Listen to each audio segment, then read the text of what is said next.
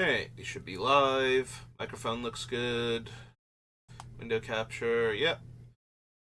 So we're back. We're working on Indoraptor. Here's our Indoraptor. There's Bloodthirst X, Enrage, Menace, or her. I really don't know if the Jurassic Park, the second trilogy, kept up with the all the dinosaurs are pretty ladies to start with. Then can adjust later as the situation warrants. But anyway, we're picking up. We left off on Theros Beyond Death, so we pick up with Throne of Eldraine.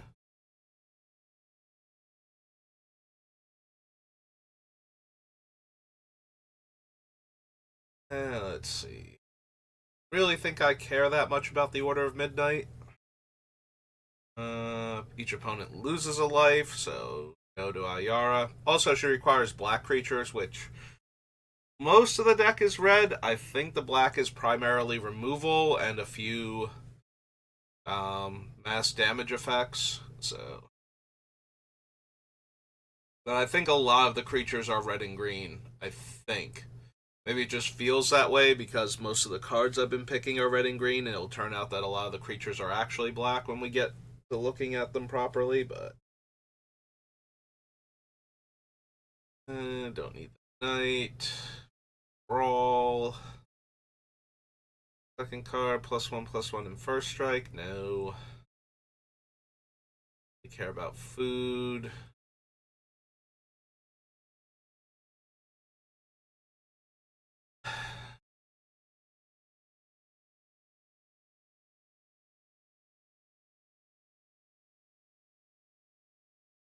Trying to decide if I care at all about Bone Crusher Giant. So the upside to him is that if the opponent decides to interact with him before he attacks them, then they get to take the damage on their turn and I lose my guy, but nobody really wants to interact with a creature until it's a threat to them, so if they wait and see who I attack with it, we still get 2 damage on them if they interact. At least with a spell. Abilities don't do anything, but most of the time we're going to know if it's going to be an ability. Like, we only have to worry about things like cycling, maybe morph potentially. You know, things that can channel effects that activate from the hand or from another hidden zone where we wouldn't know it was going to be able to interact with Bone Crusher Giant at all.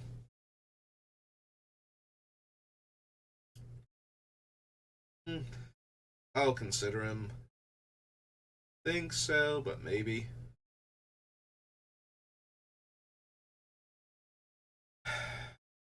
Castle Embreth. It's effectively 4 mana to pump my entire team. That's also kind of a free roll to put it in the deck. It's going to come into play tapped some amount of the time, but given my affection for fetches and dual lands, we should have a mountain on the table pretty consistently past like turn 2. So the only problem is having to play like possibly one of the other comes into play tap dual lands before Castle Embreth. That would come into play untapped. Okay, let's go to Throne. Go Castle Embreth. Yeah, the difference between the castle and a lot of the other things where it's like I could give a huge damage boost for like a turn, but that'll eat up a bunch of my mana, and how do I cast Indoraptor in the same turn? Is that if I can't cast Indoraptor in the same turn, then I don't get the extra damage from it, but it's taking up a land slot. So anytime that I would still be able to cast it, and it functions as a spell to buff my team and get extra damage through, then it's actually super helpful, and we have more room for actual spells that are more likely to get cast in the same turn as the Indoraptor. So I don't think we need Garenbrig, and I don't think we need Lochthwain. Cauldron Familiar. Considering which. One black rat tokens equal the number of opponents you have. Eh. Black bridge troll.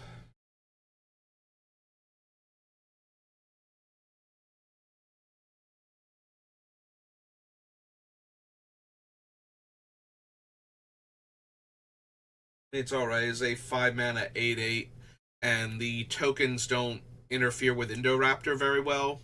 Other than two of them could theoretically block the Indoraptor, but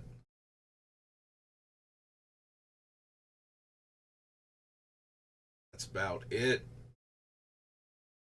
It's still like any deck that can lock it down. I don't want to like I say I don't want to gain 3 life and draw a card. I would love to gain 3 life and draw a card consistently, but not when it's something that's stopping me from dealing 8 damage to one of our opponents with a relatively cheap aggressive creature. So Smitten Swordsman is loss of life. I don't gain life for Deathless Knight. Elite Headhunter is a bit too mana intensive. Do I want Ember Cleave?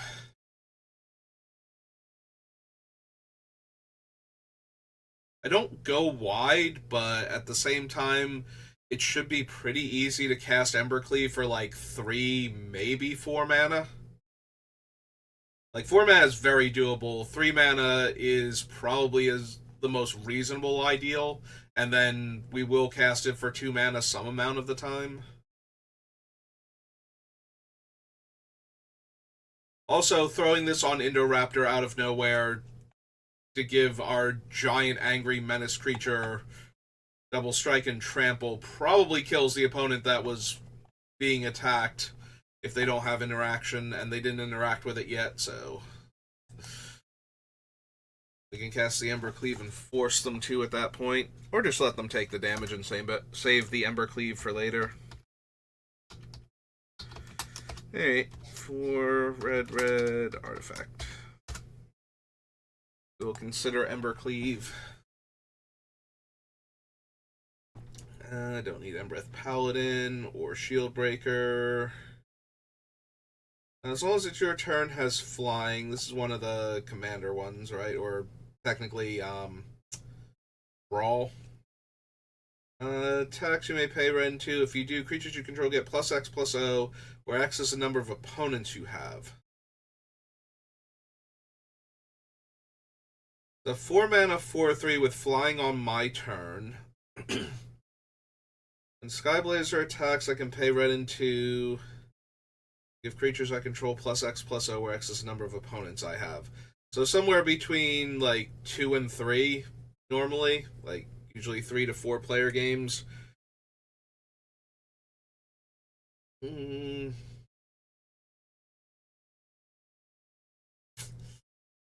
Yeah, I don't think so. Not terrible. Like it's a 4 power flyer for 4 with potential upside, but I don't think so. You may have card. You may play cards exiled this way, and you may play an additional land. Nope. Fabled Passage. Troll King.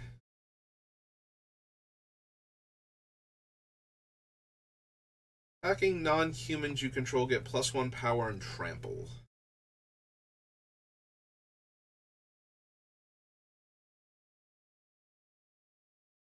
Like, I'm not gonna run things like Gaia's Anthem. Am I at all interested in the trample aspect of this? Like, we do have some decent sized creatures.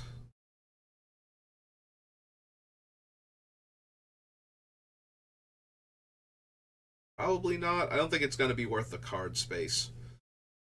Beanstalk Giant and Fertile Footsteps. A large non-trampling creature. 3 mana gets me 1 land to play. Again, probably not. The Champion, Funeral. Here's Witchstalker.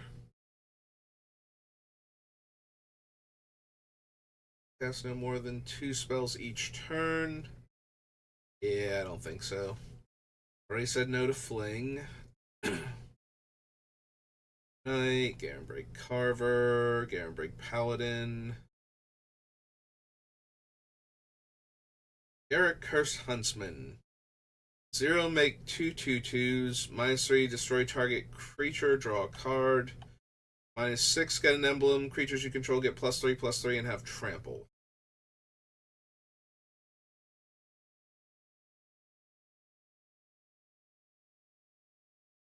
Probably not. Gilded Goose, Gingerbread Cabin. Create a number of food tokens equal to the number of opponents you have. Sacrifice another non-land permanent, gets +2/+2 until end of turn. Nope. Grumgully is a 3/3 that lets most of my creatures enter the battlefield with another 1/1 counter. How many humans do I actually have on the list right now? I have 17 according to this. Arnie, Morbid Opportunist, Storm Chaser. Yeah, it has to be a non-human, so Storm Chaser only works if I already have. We're already on night, so same thing with Ill-Tempered Loner, Facebreaker, Sunshot Militia, Nina, Artillerist, Donna, Myth of the Dire Hunt, Blanca is human, Vivian Stinger. Right, Zertod Druid's not an elf, it's a human. I remember being surprised by that. Fire Weaver, Emerald Gear Smasher, Grass Marauders are human pirates. Eh.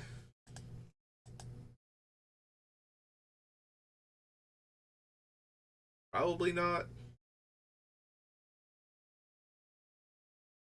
Crag Feet, no. Crag Pyromancer, no. Choose target creature. Then they fight. Yeah, so that doesn't work because Indoraptor's not getting knighthood anytime soon. Keeper of Fables. Okay. Orvald. Not really what the deck's about. Radder.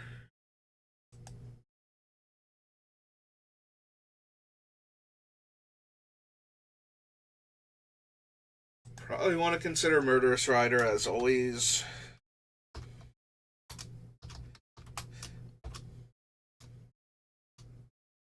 Yeah, that's true.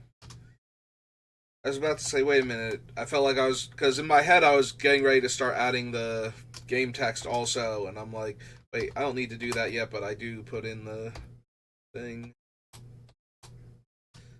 Black instant. The other half of them is like Ride Down or something, or no, Swift End. Swift End, I think, is the thing. Ride Down is the spell from Cons.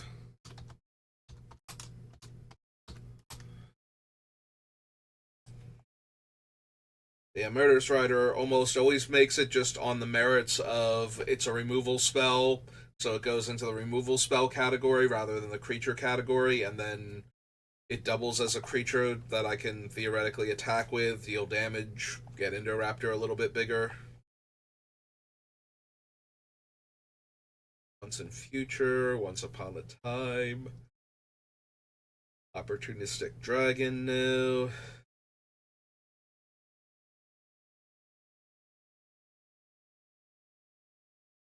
So that's a hunt the week that, if I can spend triple green on, would make Indoraptor indestructible. That actually goes a lot better on the Apex Altasaur, though, to let that thing fight repeatedly, or one of the other, whatchamacallit, enraged dinosaurs. Hmm. Yeah, I don't think so. Vigilance, Death Touch, Haste. Can't be blocked by creatures with power 2 or less. Would be dealt damage by... Oh, combat damage that would be dealt by creatures you control can't be prevented. And it deals combat damage to an opponent, deals that much damage to target planeswalker that player controls. Just a pile of stats. I mean, I didn't take the Ferocidon either. Not that that thing is better than Questing Beast, but it's in a very similar vein. I didn't want that one as a 4 mana 4/4 haste trampling creature. The 4/4 haste death touch, about the same. Yeah, I don't think we need Questing Beast. Rampart Smasher at all. Ankle, no.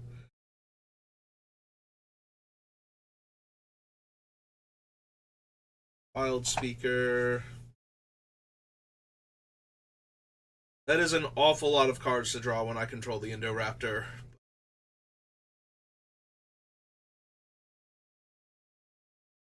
Do I really need a draw 10? Maybe?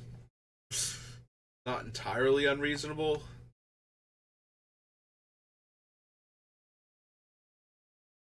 Throwing it all. Her crew. Dragonfire, no. Barrage, no.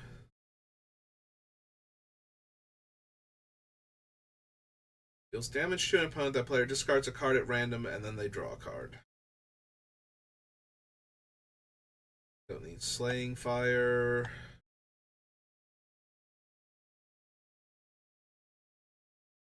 Steelbane. Steel Claw Lance, no.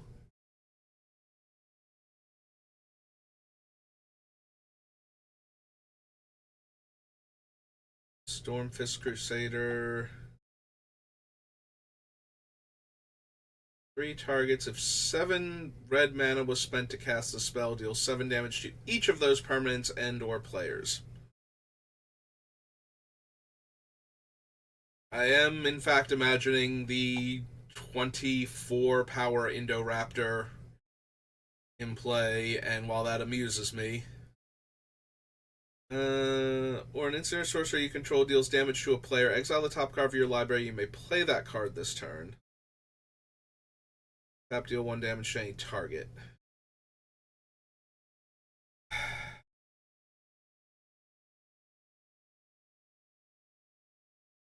The biggest problem with this is that she's going to exile spells on the turn I'm planning on casting Indoraptor, and then I have to choose between losing out on the value of the spells or not getting the giant Indoraptor that turn.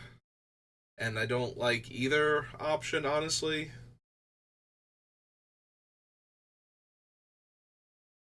In that case, like, I think I would rather have the extra cards under different circumstances or be able to choose, right? Yeah, it's automatically exiles the top card of my deck, and I may play it this turn.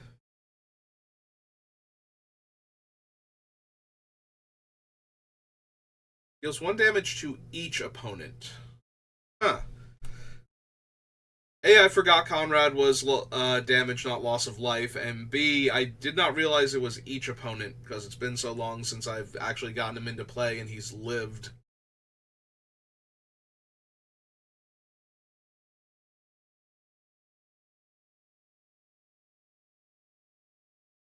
Do I want Sir Conrad? Another creature dies, or a creature card is put into a graveyard from anywhere other than the battlefield.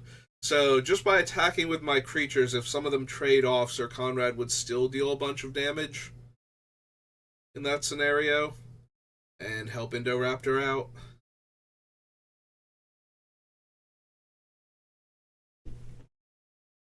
Maybe then? Alright, Sir Conrad. Once more, I will consider you for a deck.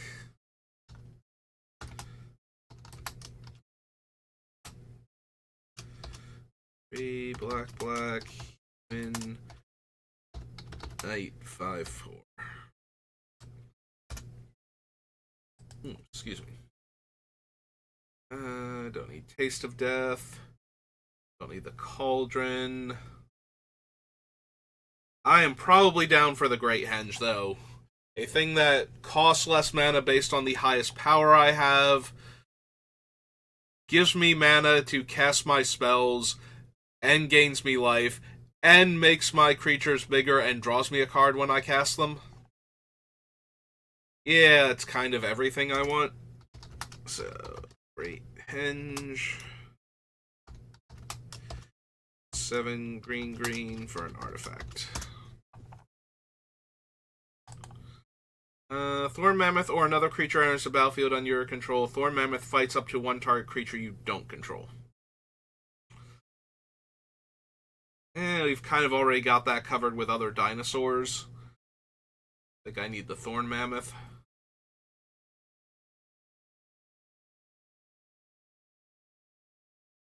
Torbrand is fine for his tacking on 2 damage.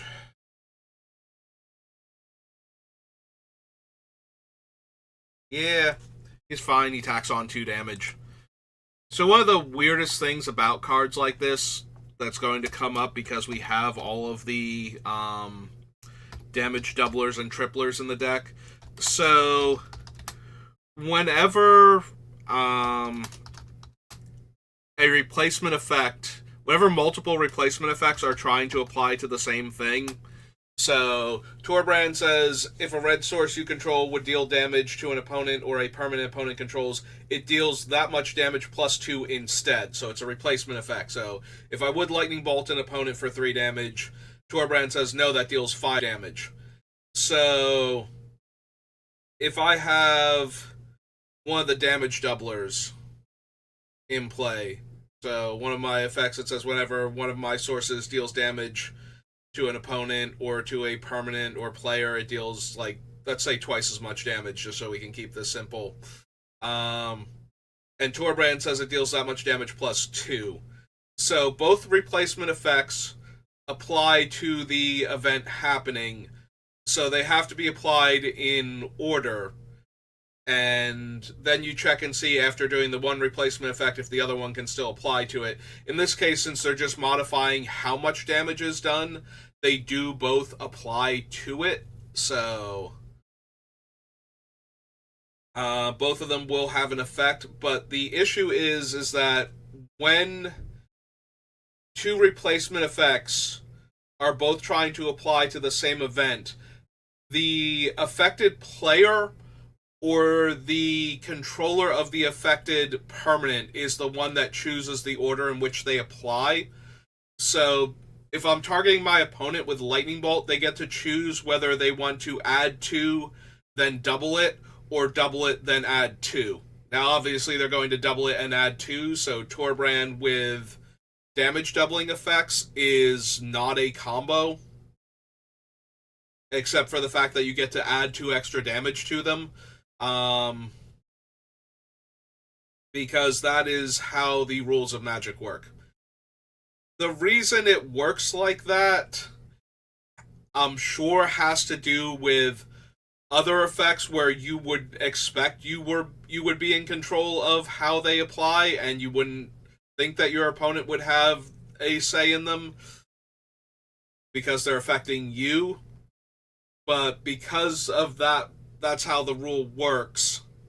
Or when there are 2 arguing ones, like, let's say there's like a white instant that says the next time a source of your choice would deal damage this turn, it deals 2 damage instead. It's a card from, I think, Torment or Judgment or something. So that one changes all of the damage into 2 damage. So if it was dealing 1 or less, well, it has to deal damage in order for it to be replaced. But so if it's dealing 1 damage, it gets buffed up to 2. And anything else, it gets downgraded to 2. Since it's mostly meant to be a damage prevention effect. but also helps out like little damage sources, which white aggro is all about. So if they had it the way it normally works, where the active player and then the non-active player apply, that would really dramatically shift how the replacement effects work sometimes. So they've decided that instead, how it works is the person who's having all of the replacement effects affect them, or the controller of the thing that's being affected gets to choose, which makes it weird because it's like, it's my spell, why does my opponent get to decide how much damage they're actually taking from it when it's all my effects? And the reason for that is because sometimes it's not all your effects, and sometimes it wouldn't make any sense for other players to get to decide things like that for you. It's just that because it's damage, it doesn't make sense why they get to decide for themselves. But that is how the rules work, so it is important to note that if you're going to copy this deck or run similar cards, because that is one that messes up everybody and it doesn't sound right. Like, it sounds like the person at the table is trying to con you into thinking they get to decide how your spell works. Well, unfortunately, because of how the rules work, they do. And like I said, I think it's because of the way it would interact in other situations, but this is the one you encounter the most, weirdly enough, because people who have damage multipliers and damage additive spells love jamming all of them into the same deck, and then they find out that they don't actually work the best way possible, and they get sad inside. So, just so that you know that for the future, and like I said, if you want to copy this deck, or you're just running all of these cards in your decks because you like that whole idea, that is actually how it works. And if you run into somebody who knows the rules, like, you might be able to get your opponents to take the extra damage anyway because they don't know how the rules work, if you really need to win a casual game of Commander that badly, but you're not going to... If somebody actually calls you out on this is how the rules work, and it does actually work that way, so that usually catches a lot of people off guard. Most of them think it works the other way around, and they can go, okay, I'm gonna make my Lightning Bolt deal 5 and then double it to 10, and no, it doubles to 6 and then gets an extra 2 added on.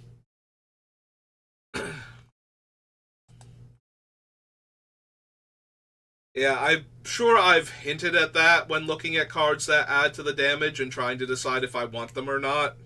Um, if you were wondering why I wouldn't want like something that adds 1 damage when I've got all these damage like doublers and triplers in the deck, that's why. It's because it's 1 damage.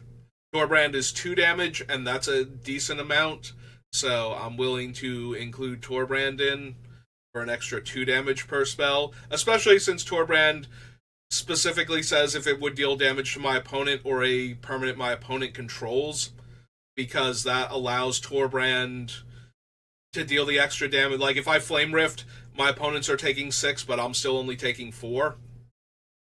Whereas some of the other ones were like, if my source would deal damage to a permanent or player deals that much damage plus that number instead. Especially if it was just like 1, because that's more annoying for the opponents than it is good for us, and we're spending an entire card to do this, so.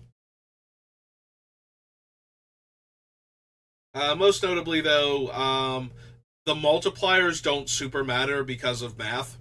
Um, like, if I have a damage doubler and a damage tripler out, and I deal 3 damage, and we double it to 6, and then multiply it by 3 is 18, like, that works. But if we triple it to 9 and then double it, it's still 18. So, yeah, the multipliers don't really matter that much. You get the same amount of damage. It's the additive ones with the multipliers that are the problem, and that trip people up. Don't think I need the Wicked Wolf, especially since I'm not making food on my own. Which is Cottage, which is Oven, which is Coven. Enters the battlefield with 4 1/1 counters on it. Whenever another green creature enters the battlefield under your control, put a 1/1 counter on Yorvo. Then, if that creature's power is greater than Yorvo's power, put another 1/1 counter on it.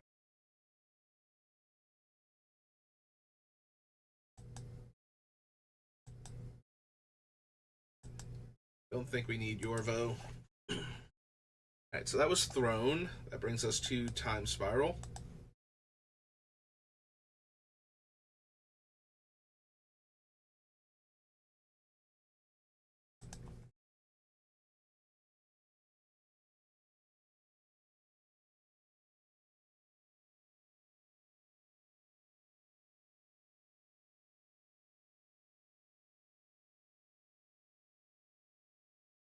Let's see. Aether Web, Aether Flame Wall, Ancient Grudge New, Air, Mongoose. Barb Shocker deals damage to a player. That player discards all the cards in their hand, then draws that many cards. Gargoyle New. Blazing Blade New. Hellkite New. Rager New. Gasnet. New. Coal Stoker. Fun when I'm storming, but no, probably not. Conflagrate, no. Corpse, no.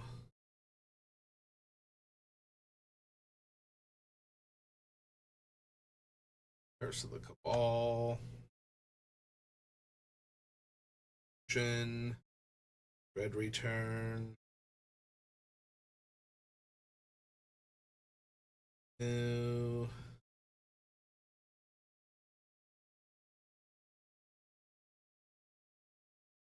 Tracker. Full Eye. I don't think we need Endrixar. I don't think we need Empty the Warrens either.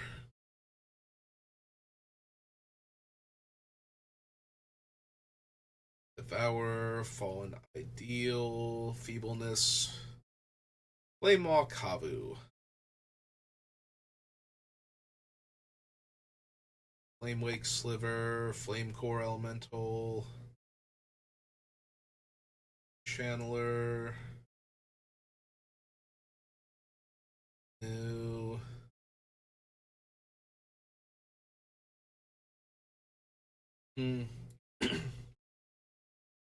Would I want Fungal Reaches or the black-red one?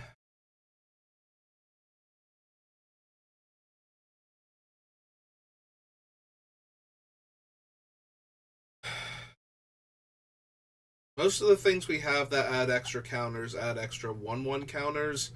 It's only like Doubling Season, I think, that cares about them. That would put like extra storage counters on things.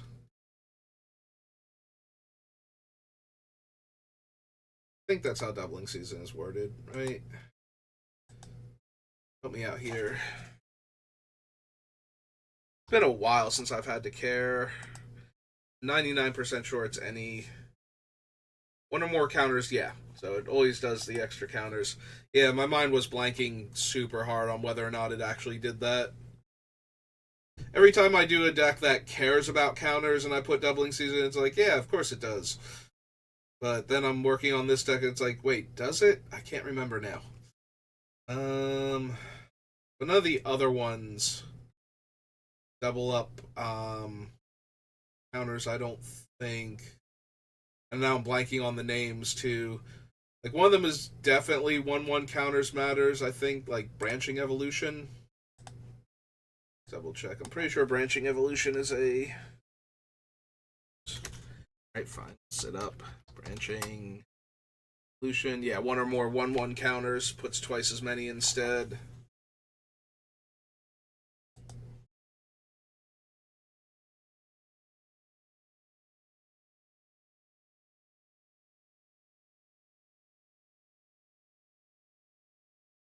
Because they are colorless lands if I need them to make mana, and then if I don't need them to make mana, I can use them to store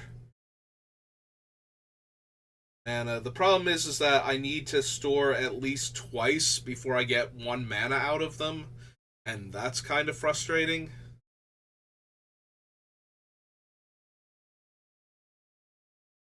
Yeah, I want the deck to have access to more mana, but I don't think Fungal Reaches is like the storage lands is where I want to be. Gauntlet, because that affects like all lands or all basic lands of that color, so produce that color rather. Don't need fire breathing. Flame sliver, no.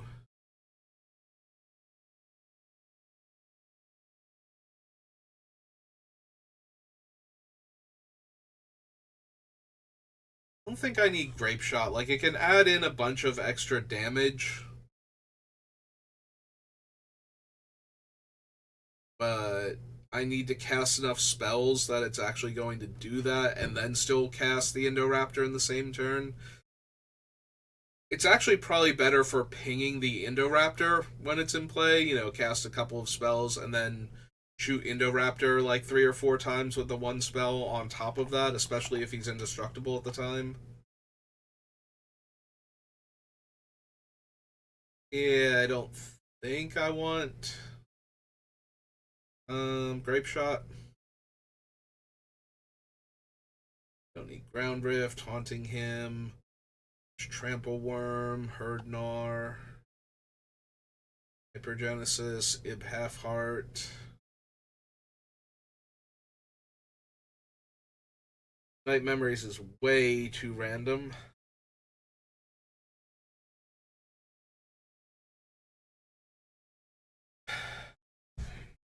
Again, Kaervek is one of those, they're not going to cast spells on my turn if they can help it.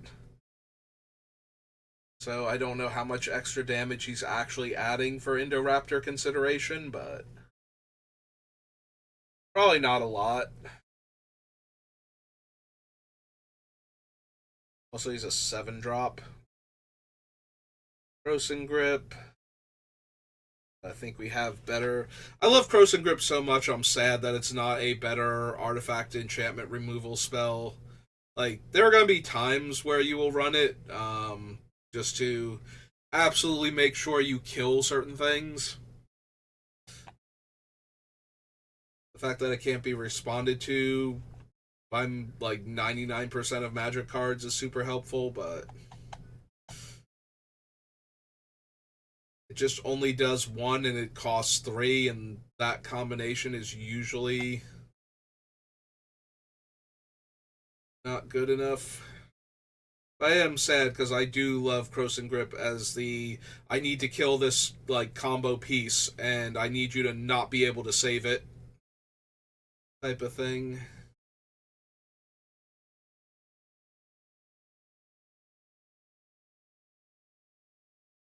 Vegas in the Mirror, the Scroll. Oh, there it is. Candelabra. Nope.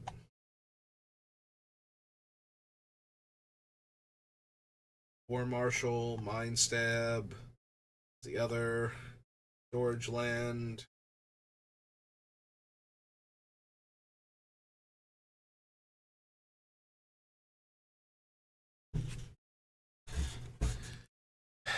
I don't think we need any of the Reap and Sow variants is the thing. Like, I'm looking at Monvoli Acid Ooze because it's only 4 mana, and it gets a forest, not a basic forest, or a basic land. So we can get, like, our Triome or our dual lands. I don't think we need... Ooh, excuse me, I don't think we need Acid Ooze. Another Trader new. Norin. Cannonade. Dragon. Don't have enough 1/1 creatures for her Anthem effect to matter.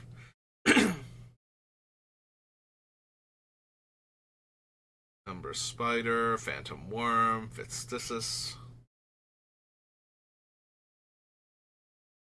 Might have actually run this if it dealt damage equal to its power plus its toughness. You know, because I'm probably going to have to suspend it, but then it gets to come off of suspend and kill whatever's there. and deal a potential ton of damage.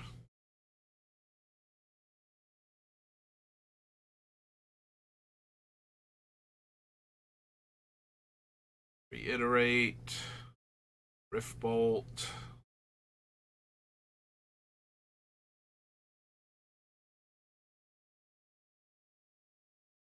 Yeah, damage dealing suspend spells have a bit of um, interest for the deck, but most of them just aren't doing enough, so. I think I need Search for Tomorrow. Route, Squall Line. Stonebrow.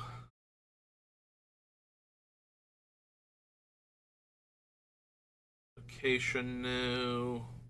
Overseer, probably not.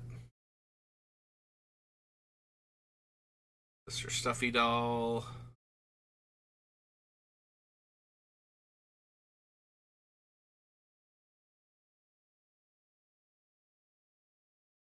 Am I at all interested in the Subterranean Shambler?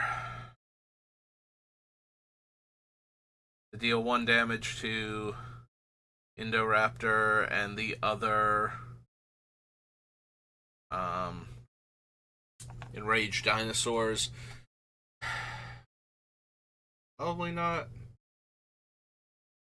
Sulphurous Blast. Deal 3 damage to each creature and each player if I cast it during my main phase, when I would most like to be able to cast it.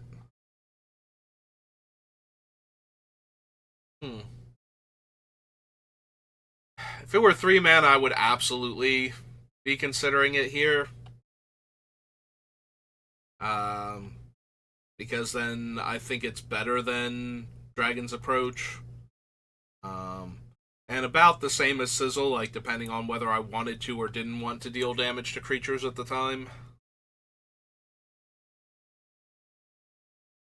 Yeah, I think it's just a worse Dragon's Approach at that point. Because 3 is an awful lot to deal to all of my creatures if I'm not killing a lot of theirs. I don't want to just deal 1, unless I can deal 1 repeatedly. But that's what we have, like Pestilence and Pyrohemia and some of the other cards for, so.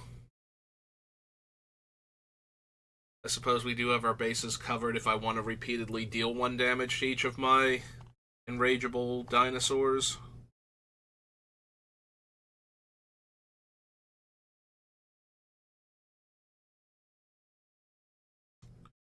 Chino Blade Scout, no. Volcanic Awakening, no. Wheel of Fate, War of Seizing, Worm Calling, and Yavimaya Dryad. Nope. Okay. It's Time Spiral. Time Spiral comes Torment.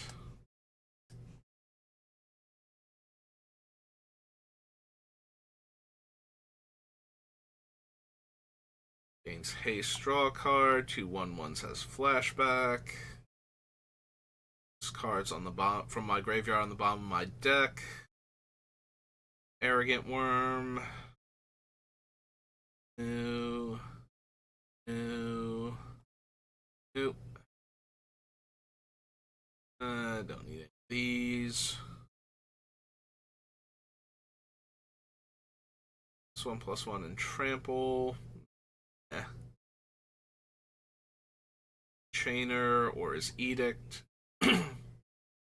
Crackling Club, Crazed Firecat, no. Fatigue, Devastating Dreams.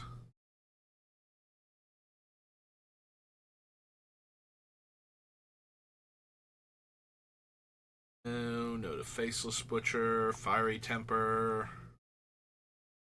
X damage to target player or planeswalker. That player or that planeswalker's controller may choose a creature they control and have Flaming Gambit deal that damage to it instead. And flashback 2 red and X. Nope.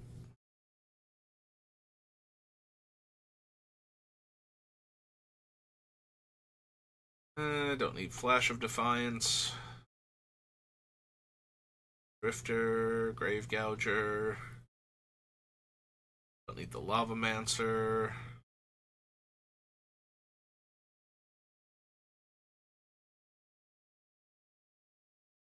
There's a Ghost. I just used Thorn Elemental at that point.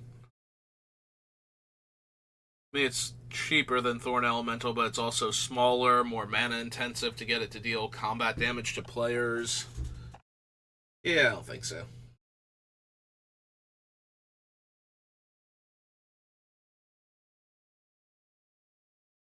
Don't need Icarid, Hypnox, Assist, Invigorating Falls, no. Sledge, no. Stricter, Restore.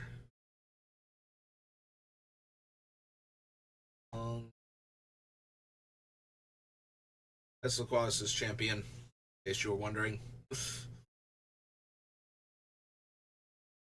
don't know why it makes that noise when it takes 6 life from somebody, but that's the noise it makes when they lose 6 life. Whenever a permanent other than Last Laugh is put into a graveyard from the battlefield, deal 1 damage to each creature and each player.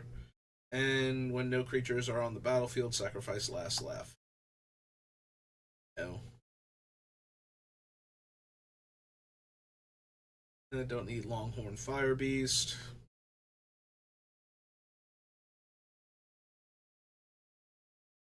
Blade Cutter.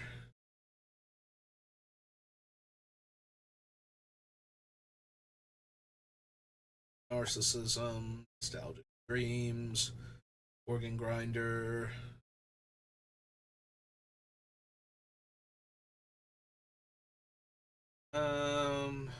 Enters the battlefield, deals 3 damage to any target. Nope.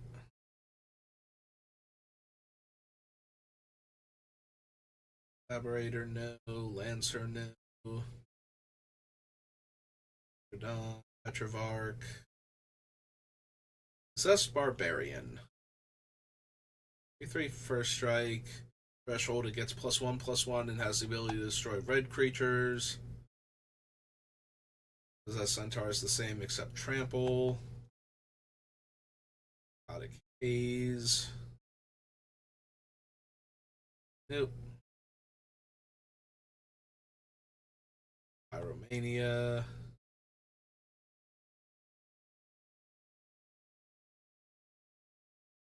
No to Radiate.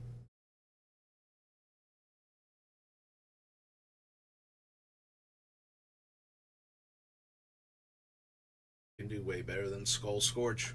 Skull Scorch is one of those ones that feels like it's guaranteed to deal 4 damage, but it's 2 mana deal 4 damage to 1 player when I'm already running things that deal 4 damage to all players at 2 mana. I know which one is going to definitely stay in the deck and which one of them will get cut for space reasons.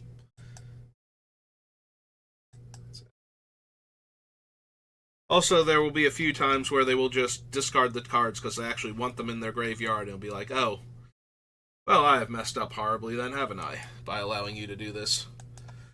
It's one of my favorite things to have to look at. Unfinity.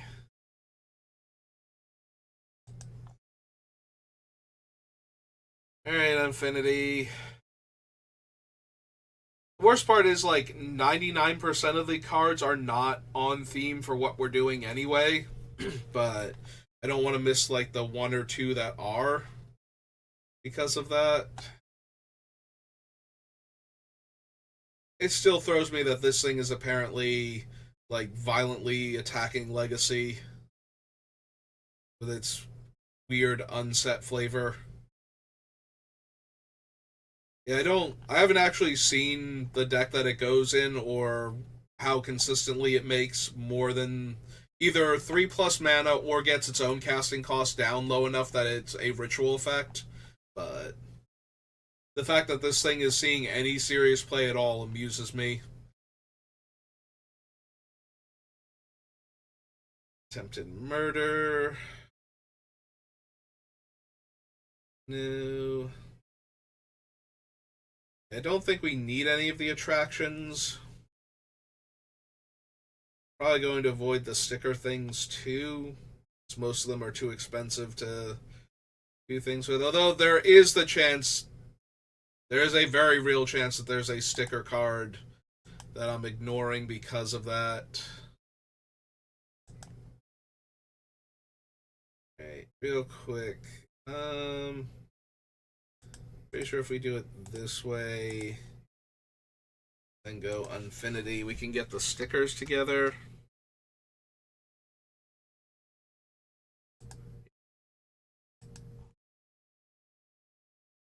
Alright. Looking for anything that would really make the deck do a lot better if we suddenly had the stickers here. Gains haste, death touch, lifelink. Leaves the battlefield, draw a card. Creature enters the battlefield. You tap this permanent, deals 2 damage. Double prowess. Attacks scry 1. Leaves the battlefield, destroy target artifact or enchantment. Dies, get a sticker. Has Outlast. Haste from your graveyard by paying 2 life in addition to paying its other costs. You may cast target non-land card from your graveyard this turn. Each opponent loses a life. No. The creature untaps another permanent.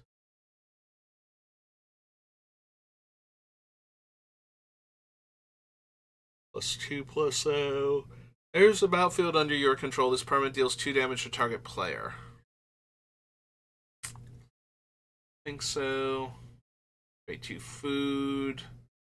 Destroy a target non-land. Mentor leaves the battlefield. Add 2 to cast non-creatures. Infect. Trample Monstrosity 3. +X/+X until end of turn, where X is the amount of generic mana in that spell's mana cost. X-proof, lifelink.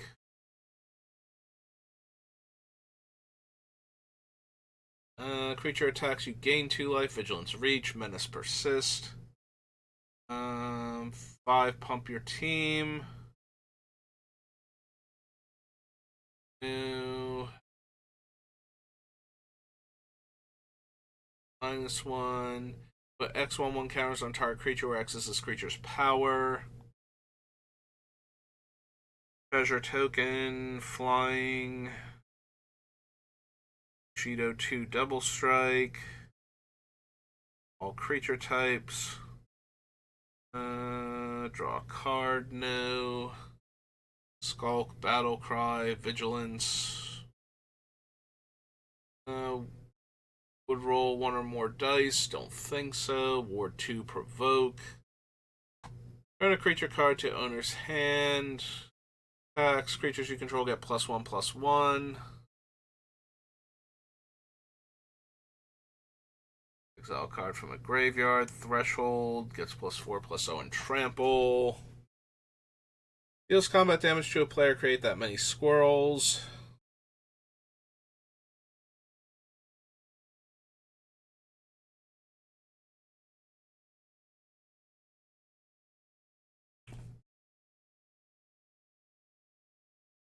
No.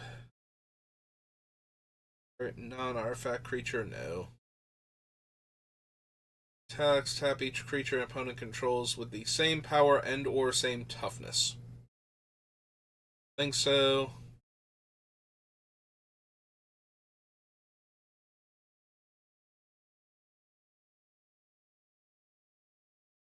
Destructible. Switches creature's power and toughness until end of turn. Attacks gets +5/+5. Salted, Shadow, Hellbent.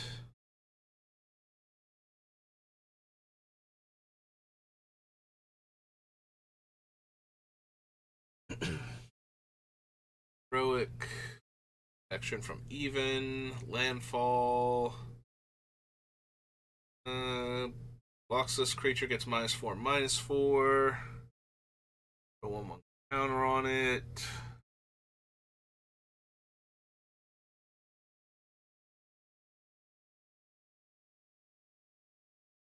No.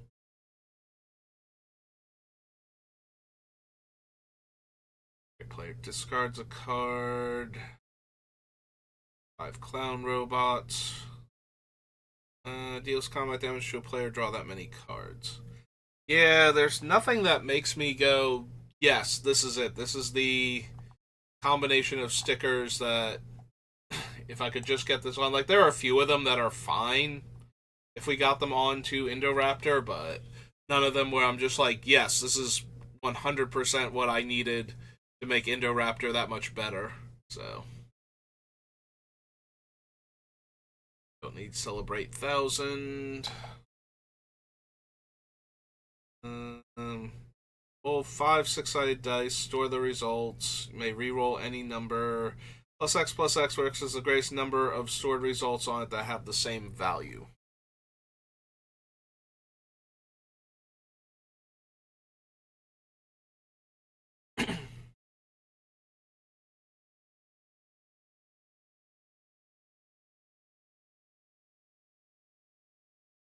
Alien. Clown car.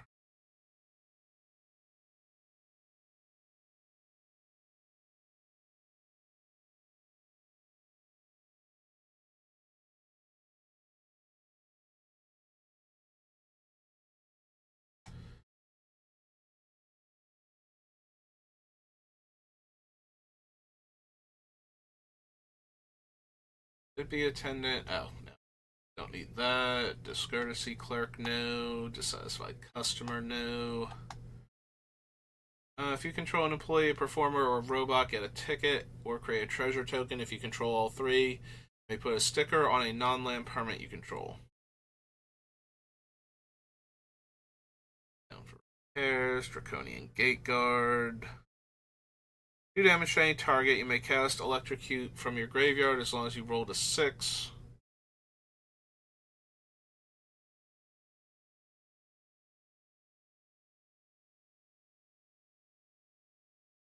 So, put a name sticker on it when you do enchant a creature fights up to 1 target creature you don't control.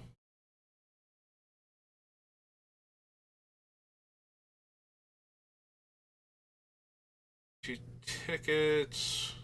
Target creature you control deals damage equal to its power. Target creature you don't control. Nope. Up in kiosk. Place a sticker, create a treasure. If it's an art sticker, instead create 2 treasures.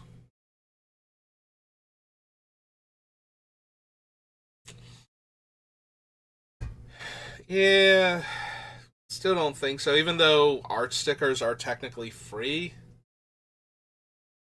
you don't have to pay tickets for them, so.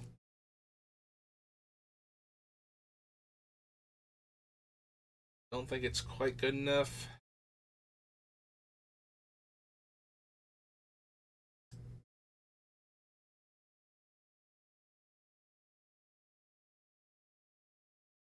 Come on, Gatherer, you can do it.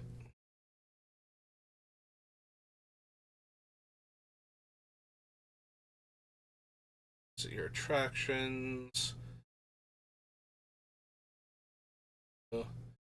Agar of the Magic Strings. Note the name of target instant or sorcery card in your graveyard and put it onto the battlefield face down. It's a 3/3 creature with whenever this creature deals combat damage to a player, you may create a copy of the card with the noted name. You may cast the copy without paying its mana cost, and if this creature would leave the battlefield, exile instead of putting it anywhere else.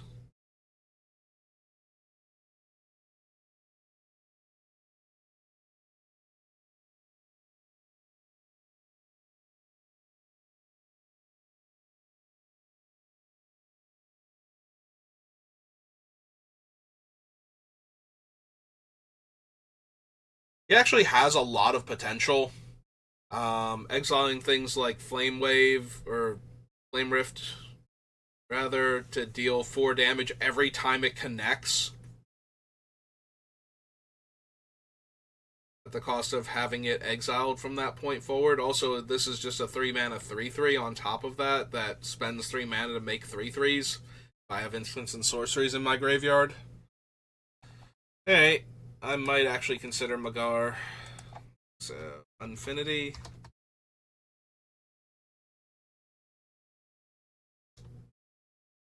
Are of the magic strings. Is one red black Minotaur performer.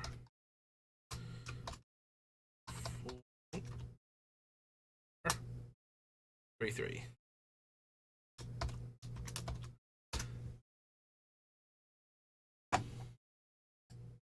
Also, I may create a copy, so if I want to make like 3/3 copies of like Slagstorm or something, and I don't want to take extra damage, and I don't want to kill all of the token spells and Magar himself, I don't have to.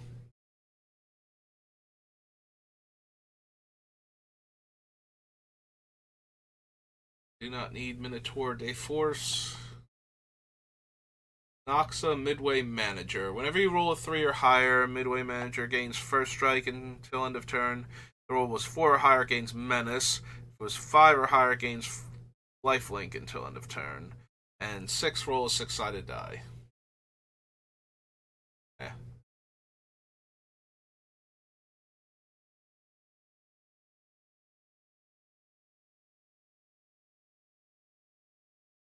The Night Shift. Dies, roll a 6-sided die. If the result is 4 or less, deals that much damage to you. Nope. Target robot gets +2/+0.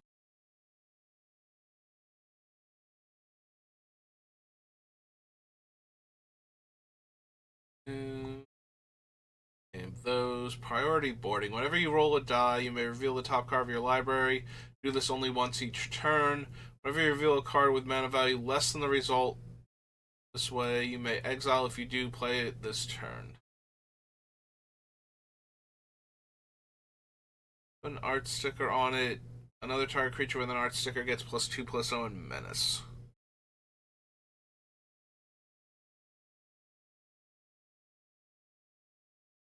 Open an attraction. No.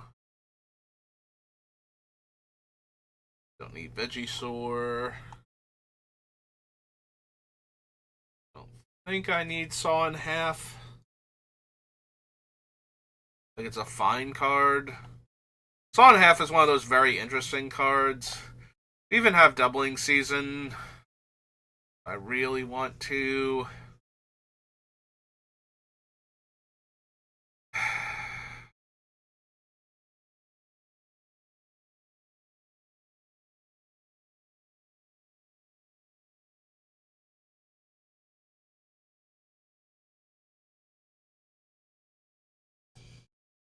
Alright.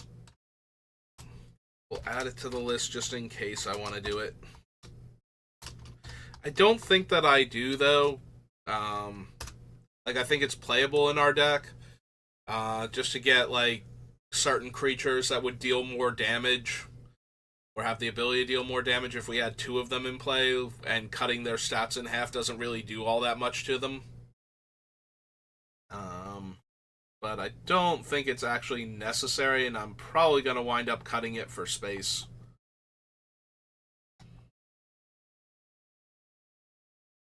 Six-sided dice, slight malfunction.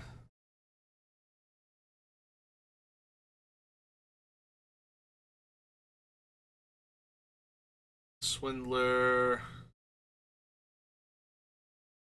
Let's see. Reach. Enters the battlefield, open an attraction. As long as you control 3 or more attractions, gets +2/+0 and Menace. Neat, but not actually anything that I want to do, so. Open an attraction.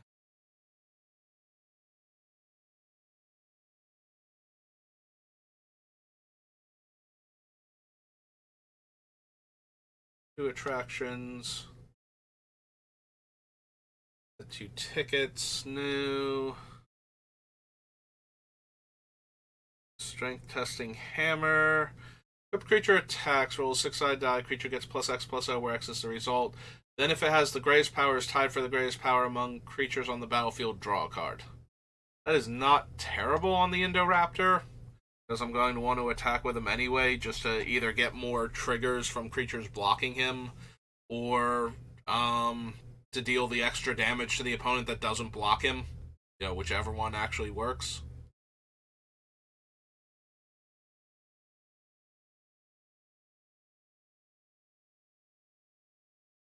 Dangerous Gamer has trample as long as you've rolled 3 or more dice this turn. Whenever you roll a die, put a 1/1 counter on the Space Family Goblinson.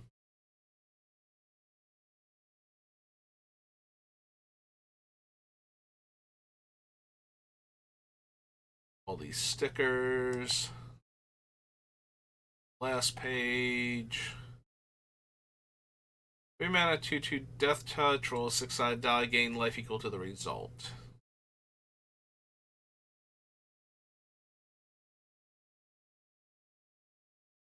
The champion. Picker, no. Oh. And don't need the Xeno Squirrels. Okay. So we're almost at the end. Probably one more stream, maybe 2 more, and we'll be done with the card selection, and then we'll get to move on to the actual deck building. And then by the time we're done with that, we should have enough of Markov Manor to start working on any of the fun and interesting legends from that set. So I'm looking forward to that. As always, I like to actually see the deck done. Not so much that I want to stop working on it and get to the next one, as I like to have it done and be able to go, okay, that's actually a cool deck, and then move on to the next one, especially when there's a lot of other fun legends that have just gotten spoiled now. So I didn't like any of the ones really that we got from the super early spoilers, but now that we're pretty deep into it being like the first 3 days of spoilers, and we've gotten like 7 or 8 other legends to choose from, there are a few that make me go, yeah, I could have fun building a whole deck around that. So alright, so that'll do it for me for right now. I don't know what I'm doing later, because most of the draft formats, like Cons is gone, what's its name? Not that I was having a lot of fun with Rivals, but that's also gone, and they brought back the Brothers War as a quick draft, and it's just kind of like a shrug. So I might be doing some Lost Caverns, or I might find something else to play. I don't know, we'll see. But until then, thank you for watching, and I will see you next time. Have a good rest of your day.